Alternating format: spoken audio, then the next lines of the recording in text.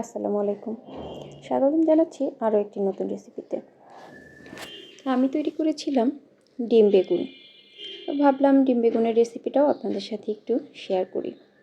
যারা খেয়েছেন তারা তো জানেন এর স্বাদ কেমন, আর যারা খাননি আমার রেসিপিটা দেখে অবশ্যই একবার হলেও ট্রাই করবেন। তো আমি ডিম বেগুন বানানোর জন্য এখানে কিন্তু একটা বেগুন নিয়ে নিয়েছি, আর বেগুনটাকে আমি চাক চাক করে কেটে নিচ্ছি। বেগুন চাক করে কাটা কিন্তু আমার হয়ে গিয়েছে। এবারে আমি একটা ছোট ছুরির সাহায্যে বেগুনের ভিতরের অংশটাকে আলাদা করে নিচ্ছি। আপনারা কিন্তু দেখে নিচ্ছেন কিভাবে আমি বেগুনের ভিতরের অংশটা আলাদা করলাম। আমি আরও একটা বেগুন কেটে দেখিয়ে দিচ্ছি। তো আমার সব বেগুনের ভিতরের অংশগুলো আলাদা করা হয়ে গেলে আমি বেগুনের ভিতরের অংশগুলোকে আরও ছোট ছোট করে একটু টুকরো করে নিব। তো সব কিছু কাটা হয়ে গেলে আমি এখানে ধুয়ে পানি ঝরিয়ে নিয়েছি। আমি এখন বেগুনের উপরে দিয়ে দিচ্ছি কিছুটা লবণ, আরও দিব কিছুটা হলুদের গুঁড়া, সেই সাথে দিব একটু লাল মরিচের গুঁড়া। এখন আমি এই মশলাগুলোর সাথে বেগুনগুলোকে খুব ভালোভাবে মাখিয়ে নিচ্ছি, যাতে পুরো বেগুনের গায়ে মশলাগুলো লেগে যায়।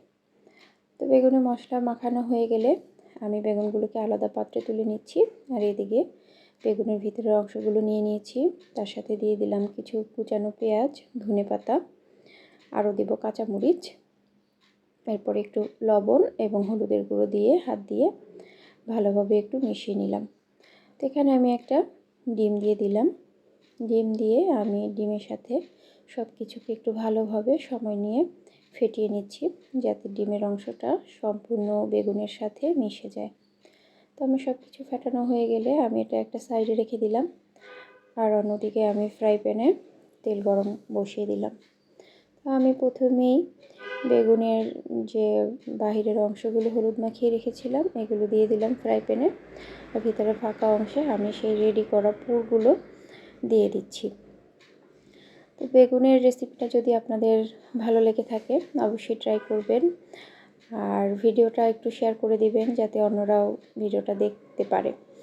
তো আমি কিন্তু বেগুনগুলোকে উল্টে দিয়েছিলাম, বেগুনগুলোকে বেশ সময় নিয়ে উল্টে পাল্টে কিন্তু আমি ভেজে তুলে নিচ্ছি। আর এই যে খুব অল্প সময়ে কিন্তু রেডি হয়ে গেল ডিম বেগুন। তো রেসিপিটি ভালো লাগলে আপনারা ট্রাই করতে পারেন। আর ভিডিওটি দেখার জন্য ধন্যবাদ। আজকের মতো বিদায় নিচ্ছি। আল্লাহ হাফেজ।